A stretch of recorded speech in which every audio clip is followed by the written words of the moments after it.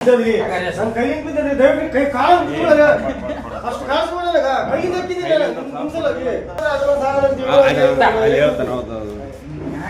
ಕೈಲಿಂದ ನಂಗೆ ತ್ರಾಸ ಆಗಲ್ಲ ನನ್ನ ಸ್ವಲ್ಪ ಕೈಯಿಂದ ಯಾಕೆ ಆಯ್ತು ಎಲ್ಲಿಗೂ ನಿಮ್ಮಂತ ಫೋನ್ ಮಾಡಿದಾಗ ಯಾವ ಕೊಟ್ಬಿಡಿ ಸತ್ಯ ನನ್ನ ತಯಾರಿ ನೀನು ತಯಾರಿ ₹1000 ಯಾವ ತಯಾರಿ ಆಗ್ತಾನ ಸರ್ ದೇವರಾಣೆ ಅಷ್ಟಾಗಲ್ಲ. ನಾನು ಸಾಹೇಬ್ರಿಗೆ ಕೈಯಿಂದ ಕೊಟ್ಟಿದ್ದೀನಿ ಅಂತ ಲಜ್ಜೆಗೆಟ್ಟು ಲಂಚಕ್ಕೆ ಬಡ್ಕೋತಾ ಇರೋದು ದೇವದುರ್ಗ ಪೊಲೀಸ್ ಸ್ಟೇಷನ್ ಸಿಬ್ಬಂದಿ.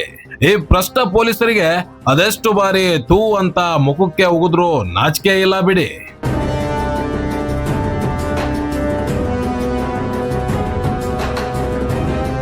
ದಂಧೆಗೊಂದು ರೇಟ್ ಫಿಕ್ಸ್.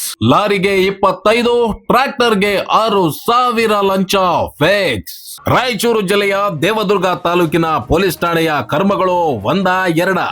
ಈ ಸ್ಟೇಷನ್ ವ್ಯಾಪ್ತಿಯಲ್ಲಿ ಅಕ್ರಮವಾಗಿ ಮರಳು ದಂಧೆ ಎಗ್ಗಿಲ್ಲದೆ ಸಾಗ್ತಾ ಇದ್ದು, ಇದಕ್ಕೆಲ್ಲ ಕಡಿವಾಣ ಹಾಕಬೇಕಾದ ದೇವದುರ್ಗ ಪೊಲೀಸರು ಮರಳು ಸಾಗಾಟ ಮಾಡುವ ವಾಹನಗಳನ್ನ ಸೀಸ್ ಮಾಡೋದು, ಯಾವುದೇ ದಾಖಲೆಗಳನ್ನ ಪರಿಶೀಲಿಸದೆ ಟಿಪ್ಪರ್ ಲಾರಿಗೆ 25,000, ಟ್ರಾಕ್ಟರ್ಗೆ ₹6,000 ಲಂಚವನ್ನ ಪಡೆಯುತ್ತಾರೆ.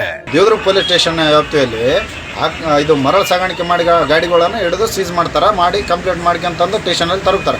ಓಕೆ, ಅದು ತರಬಲಿ. ಅದ್ರ ಜೊತೆಗೆ ಏನು ಮಾಡ್ತಾರೆ, PF ಹಾಕಬೇಕು. ಪೊಲೀಸ್ ಸ್ಟೇಷನ್ ಕಂಪ್ಲೇಂಟ್ ಆದ ತಕ್ಷಣ ಕೋರ್ಟಿಗೆ ಕಳ್ಬೇಕು.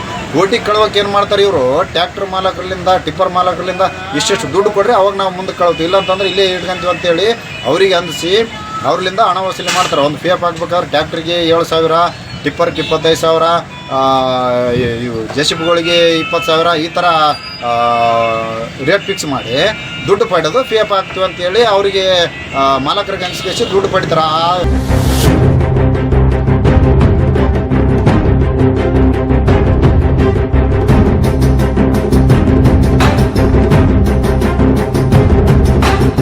ಸ್ಟೇಷನ್ಗೆ ಒಂದು ತಿಂಗಳಿಗೆ 1 ಲಕ್ಷ ಖರ್ಚು ಬರುತ್ತೆ. ಯಾರು ಕೊಡ್ತಾರೆ?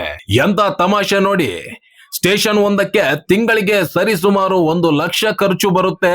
ಜೆರಾಕ್ಸು, ಕೋರ್ಟ್ ಖರ್ಚು, ಮೇಂಟೆನೆನ್ಸ್ ಎಲ್ಲ ಯಾರು ಕೊಡ್ತಾರೆ? ಅದರಲ್ಲೂ ಕೋರ್ಟ್ ನಲ್ಲಿ ಒಂದು ಸೈನ್ ಮಾಡಬೇಕು ಅಂದ್ರೆ ₹300 ಕೇಳ್ತಾರೆ. ಮೇಲಿನ ಕೋರ್ಟ್ ಆದ್ರೆ ಇನ್ನೂ ಜಾಸ್ತಿ ಅಂತೆ.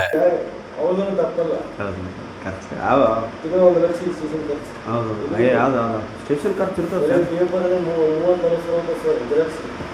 ಹೌದಲ್ಲ ಸರ್? ಎಷ್ಟು ಕೇಸ್ ಲೆಕ್ಕ ಆಗ್ತದೆ?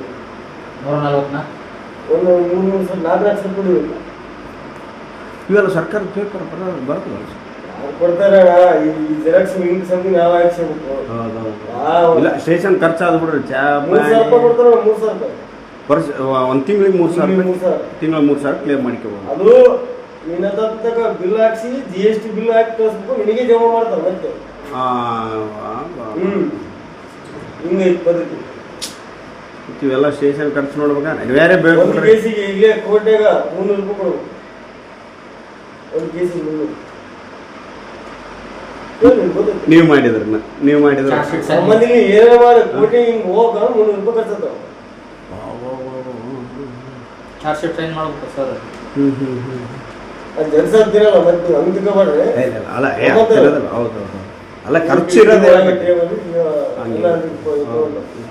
ಒಂದು ಕೇಸ್ 140 ಕೇಸ್ ಆಗ 140 × 300 ಎಷ್ಟು ಆಯ್ತು?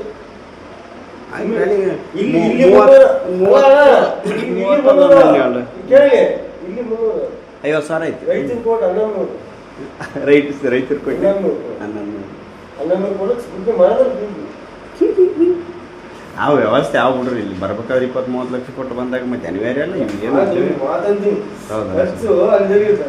₹42,000 ಇಲ್ಲಿದು ಇಲ್ಲಿದಾಯ್ತು. ಇಲ್ಲಿ ಮನೆ ತಂದು ಕೊಡ್ಬೇಕಾ? ಎಲ್ಲಿ ತಂದು ಕೊಡಕ ಪೇಪರ್ ಖರ್ಚು ಇದ್ದೀವಿ. ಮತ್ತೆ ಯಾರು SP ಬರ್ತಾರೆ, ಅವ್ರು ಬರ್ತಾರೆ, ಅದನ್ನ ತರ್ಸಲಿ ಇದನ್ನ ತರ್ಸಲಿ.